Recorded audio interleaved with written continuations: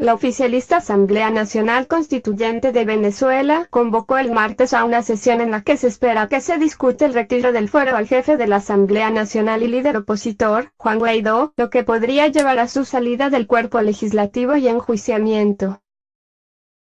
La discusión crucial ocurre en medio de las protestas que se han registrado en los últimos días en la capital y otras ciudades por la severa escasez del suministro de agua y los recurrentes apagones, que han dejado 47 detenidos y han escalado las presiones sobre el gobierno de Nicolás Maduro.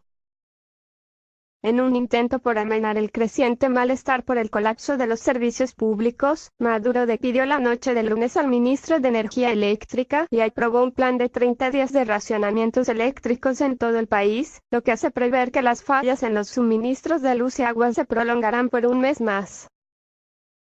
Algunas de las principales cámaras empresariales y analistas han advertido que la crisis eléctrica, que se ha prolongado por casi un mes, profundizará la escasez de bienes básicos, la paralización económica y la hiperinflación, lo que deteriorará aún más las precarias condiciones de vida de los venezolanos.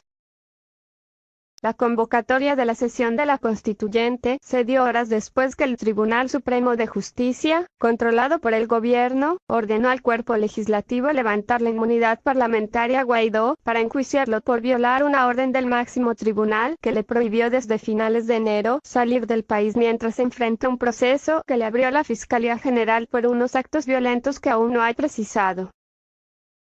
Venezolanos sufren falta de agua. Nicolás Maduro anunció racionamiento eléctrico por 30 días desafiando la medida del máximo tribunal. El jefe del Congreso salió del país a finales de febrero y realizó una gira de 10 días por Sudamérica en la que se reunió con algunos mandatarios que han mantenido un abierto respaldo al movimiento opositor venezolano y que desconocieron la reelección de Maduro para su segundo sexenio.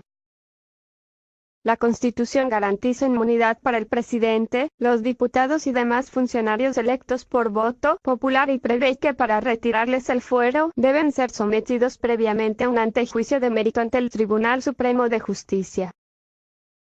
Juristas y opositores sostienen que en el caso de Guaidó estos pasos no se han cumplido. El retiro de la inmunidad parlamentaria debe ser aprobado por la Asamblea Nacional.